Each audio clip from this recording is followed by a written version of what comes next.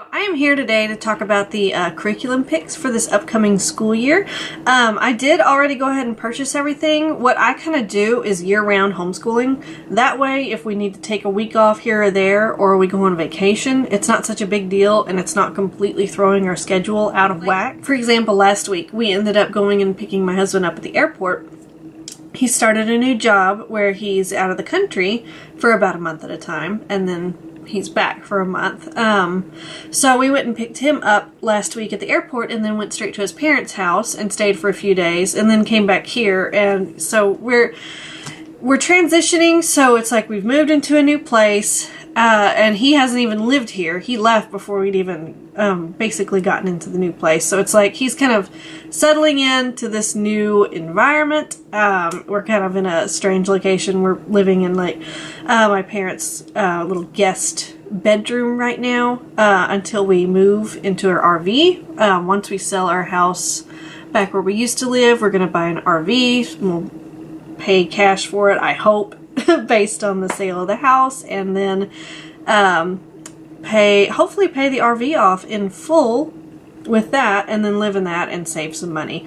Because where we moved to, we moved here because I wanted to be closer to my parents, since he was going to be gone so much like that. So houses in this area are expensive, and I really don't want to get locked down into another house. So we're going to kind of go on a little RV adventure that has nothing to do with this video whatsoever. But basically, that's the long story of, hey, for crazy things like this, it's nice to be able to say, alright, we took a week off while we went and traveled to his parents and then getting settled back in, and then this week we got started back into schooling. So it's not going to throw off our entire year's schedule when we do have to take a week off like that.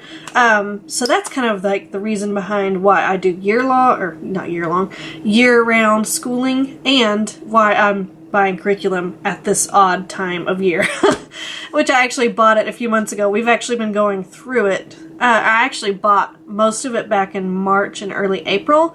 And so we've actually been working through some of it because we finished up her kindergarten stuff fairly early. She started in August of last year, and we finished everything in about February, March. First things first, I got, for history, The Story of the World. I really liked the ideas of doing like a living history book as opposed to just having a, dry history text, especially at her age.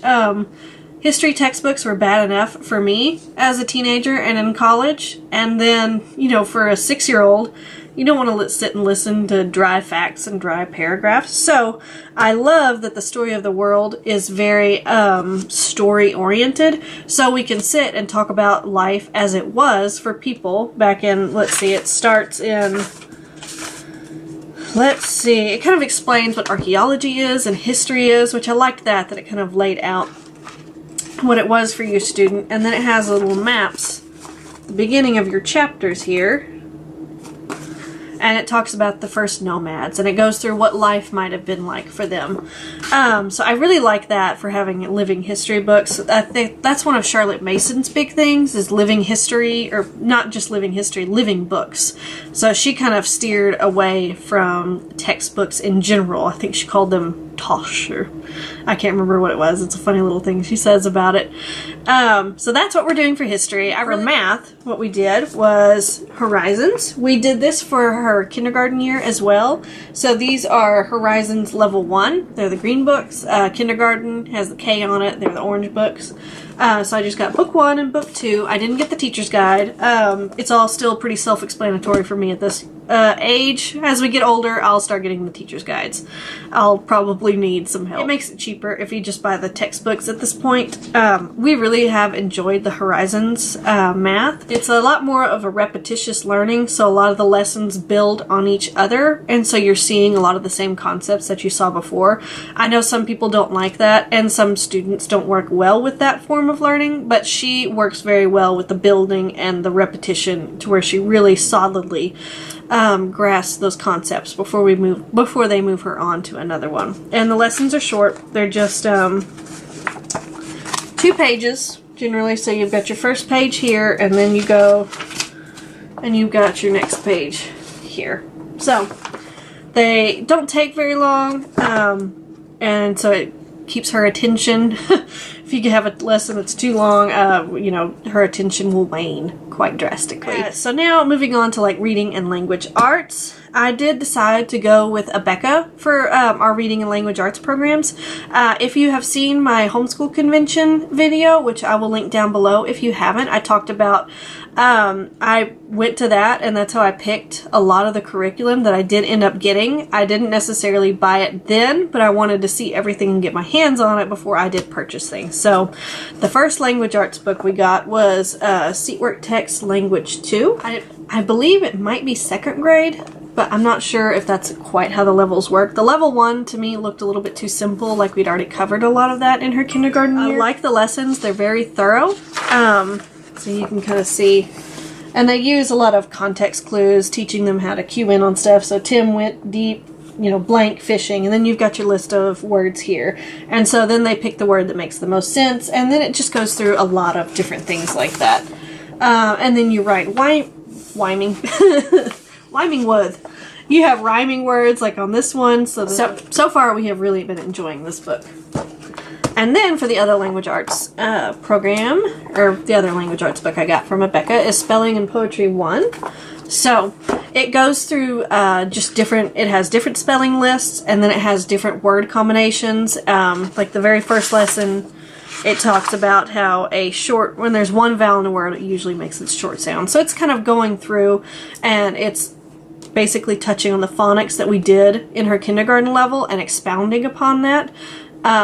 So we go through each lesson, and then at the end of the lesson, I will read her the list of spelling words and have her spell them for me. I really like, they have lots of pictures in all of the lessons. So it's colorful, it's engaging, it helps kind of, to me, it seems like it helps keep her interest up. Like in the lesson she did today, let me flip to it. You drew a picture for each word. So she read the words and then she got to draw a picture and she was like, Mama, this is so fun. She really liked that. And then it'll go through and you choose the right word for a sentence. So it'll have 2 different words and then she'll circle the one that makes the most sense. They do a lot of things like that. And they also, which I like, write the spelling words in cursive underneath them in print. So I like that. That's kind of a great way to introduce cursive. Those are basically what I'm using as like my core curriculum text. And then everything else is just a little bit of bonus. I didn't choose to buy a science curriculum. A little bit too soon to start getting her into a science textbook. I think next year, depending on where she's at, I feel like that'll be a good time. One I am interested in, I took his courses whenever I was in high school, Dr. J. Wiley, and he recently came out with textbooks for, what do you call it, for the elementary grade. So I did get to get my hands on it and look at it when I went to the convention, and I really do like the look of it. He's very thorough, he lays everything out very well, and he does experiments based on stuff that you will already have around the house probably, so you don't have to go out and buy a lot of crazy different things. So whenever I do get her a science textbook, I believe I'm going to go with that. So if you were interested, that would probably be my recommendation right now. But for now, she's very interested in animals. I was asking her about things she might be interested in so I could get her some stuff that might pique her interest. And she's very into science and animals and biology at this point, just kind of how they work and everything.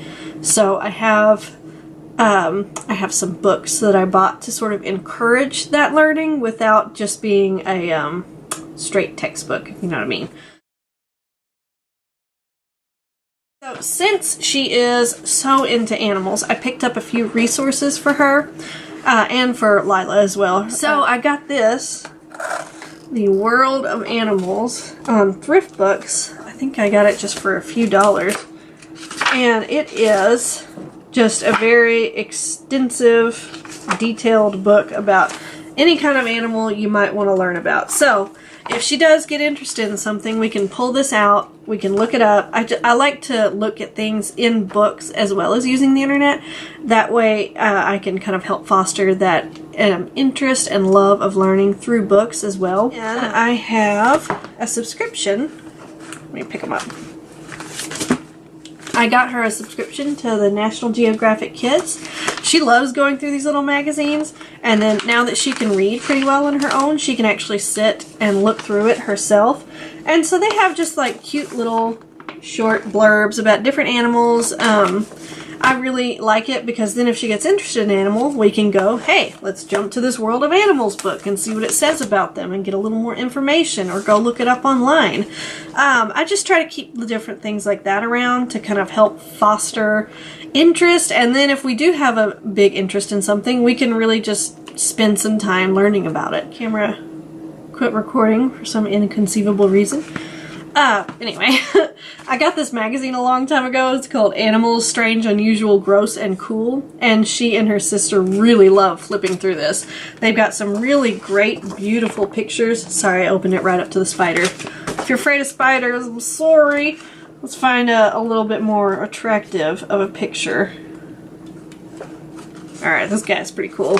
So, they've got really big, beautiful artwork in this. I think it was like $12, I think, for this magazine. But to me, it's been worth it because it talks about just all different kinds of animals. And again, I got this. We haven't gotten into it too much, from Usborne. It's called Animal Detective, Bear Grylls Activity Book. So it teaches about, you know, different animal scat, animal footprints, different animal prints, and then she got super grossed out when she got to the page on poop. She did not understand that that was a very important identifying trait of different animals.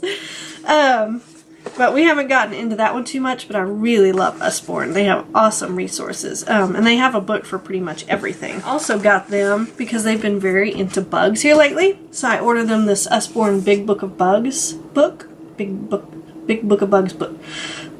Try saying that 5 times fast. And it's got some huge pictures. And I think they're supposed to be true to size pictures, and they've got some big fold-outs. Sorry, I hope you can see this.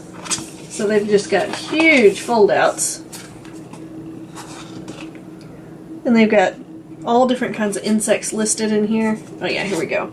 My mother-in-law ended up getting them like a little critter cage so that they could capture and study all the little bugs they've been interested in, because they go all around my parents' place, finding every bug imaginable and catching it and studying it. So I talked about the Story of the World book. I like having like living history texts. Another great one I saw at our local library, I loved these books when I was a little girl, this is The Little House in the Big Woods. It's the book that comes before Little House on the Prairie, which I didn't realize that there was one before Little House on the Prairie, but I loved those books, and I was reading through it with them, and it really is just a great example, and just a historical, basically a historical novel, just of how life was lived back in that time. I think it was set in 1871. Another really cool thing I found when I was at the homeschool convention, this little book's called The Cat and the Mouse, and then when you flip it over, El Gato y el Ratón. Forgive my Spanish accent, I'm sorry. So, it has the book in English and in Spanish, and then it also comes with a CD, I think it's on this side, where the author will read it to you in English and in Spanish as well. So, this man's name, I've got his little sheet here, I got his flyer when I was there, is Dr. Mike Lockett. You can find him. He has a website, and I'll link it down below, www.mikelockett.com. To meet him when I was there as well, and he was just awesome. He had I can't remember what kind of instrument it was, but he started playing it and singing one of his books to Izzy, and she just loved it. So I ended up buying this book, and he's got tons of others. So I really encourage going to his website, especially if you want to teach your child Spanish. It's a great little, it's a great thing to have around, because when you read the stories and you read them over and over, read it in English, then read it in Spanish, they'll start picking that up. I've mentioned these before, these Draw Right Now books, where they have a picture that they teach you how to draw, so you go through step by step. This one is about butterflies, so they got the picture here, the completed picture, and then I have her read through the sentences and copy the sentence, so she gets some practice on her handwriting, and then it shows her how to draw a butterfly. And then she'll go in and she'll fill in the background and expound upon the butterfly picture that they taught her how to draw. I like that. It's kind of like a fun little art project, and then she also gets to practice her handwriting. So we're continuing on with those. That's something fun that she does like to do. Another little resource that I found when I was at the homeschool convention. She has a store on Teachers Pay Teachers, which is a great website if you haven't heard of it before. And her name is Dr. J, and her little series is called Let's Get Real. So she has a lot of different downloads that are like teaching with tubes. You know the, oh, you know those little long square tubes that are like full of animals or insects or you know, whatever it might be. She has little sections, or she has little worksheets to where you can apply those tubes with the worksheet. So you can match the different animals, and it has the name of the animals in Spanish as well. She's very thorough. She has different ones like S is for salsa, an alphabet of Tex-Mex foods. Texas pie, do you know Texas symbols? And it's just a really fun, creative, engaging way to sort of introduce new concepts to your kids, and she's very inexpensive.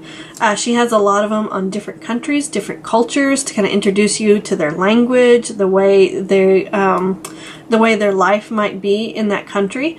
So it's just very interesting and very detailed stuff. So I will link everything that I mentioned. I will link down below, but I would definitely check her out. We got to meet her, and she was a doll. She could tell she was just very passionate about what she did. She said she used to teach curriculum, or she used to write curriculum for, I think, 30 years is what she said. And then she retired, and then she said she got bored, so she started writing more curriculum, basically. And then these are just a couple of like random books that we've really been enjoying lately that I just wanted to mention while I was here. I picked up this Usborne illustrated stories of Aesop's Fables. The pictures are really bright and pretty in here. I really like them. And then it's just Aesop's Fables. It's a classic. So I really wanted to have that around, and I liked the Usborne version of it. And then these books, SkippyJon Jones. Oh my gosh, these are so funny. So if you have not heard of that series yet, it's about this little cat who thinks he's a chihuahua. He's a little Siamese cat. They're so cute, and there's like a whole series of them. So whenever we go to the library, we try to find... They're checked out quite often. They're very popular. So we try to pick up a new one every time we go. This one I actually bought on Thrift Books. So I can't buy too much because we are going to be in such a small space. But I did want to pick up a couple of little things like that. And then Lila got this for her birthday, and we just read it recently because a little bug went Ka-CHOO, and it was such a cute little story. Got a couple games, new games that we've really been enjoying. A Tat Cat. It is a Best Toy Award and a national competition winner, Menza Select. If you like games, I really recommend picking it up. We've enjoyed playing it. Even Lila, she's 4, can play it. We just do a little bit more of a simplified version for her. But it works with their numbers and teaching them high and low, and then strategy, basically, with the whole game. But I do highly recommend it. I love pretty much any Game-Right game. They're a really good brand of games. They make great games. Yes, it's called Jump In, and it is a logic game. So you have, let's see if it kind of shows you on the back. So you have a little setup. You've got your mushrooms and your fox and your bunnies, and you're trying to get your bunnies in the brown holes here, like, see here? So you select a challenge, and then you set it up based on how it tells you to set it up in the booklet. Now to solve it, there is a little key in the very back of the booklet. So you set it up, and there are certain ways that your bunnies can move, and you have to do it in so many moves. So I really have enjoyed that because it's a great way to teach logic. Stopping recording for no conceivable reason. It's driving me batty. So this Jump In game, they had others like this. We just ended up getting the foxes and the bunnies because she liked that. But they had other games that were basically exactly like this with the logic puzzles, but just in like different formats. Like I think they had like the 3 little pigs and the wolf and different things like that. And this is Smart Games. So I really liked a lot of what they had to offer. Just like I said, we're kind of limited on space, so I have to be very particular about what I do choose to buy. See, I think that's everything. I've got, you can't see it, but I've got it stacked up so high right here in front of me. So that's everything I had to mention to you today. I hope this was helpful. I hope your homeschool year is going well. If you're following like the traditional calendar year, then you're almost out for summer, and hallelujah, praise Jesus. Comment down below, tell me kind of what some of your picks were. Did you choose any of the ones that I did? And also, what are some of your favorite books? I'm always looking for book recommendations, and then I can see if they're at our local library. We go several times a week. That's another thing I forgot to mention. That's sort of part of our literature program, is we check out a lot of books every week, and I have Izzy read me at least one book a day to practice her reading, if not more. Sometimes she wants to read more, and then I read them a couple of books as well. Any new games you have? Any favorite games you have? I'm always looking for games. I've got like a giant box in storage that's like nothing but games. So maybe you shouldn't tell me what your favorite games are, because I really don't need more, but I do, but I don't. So please leave any recommendations you have down below. And like I said before, I will list everything I mentioned down below in the info box. Just click on that down arrow. If you want to see more about, if you want to see more homeschooling content, you can go to my channel. I have filmed other videos, like what we picked for kindergarten and different things like that. Please subscribe if you want to see more, and I will see you in my next video. Bye, guys.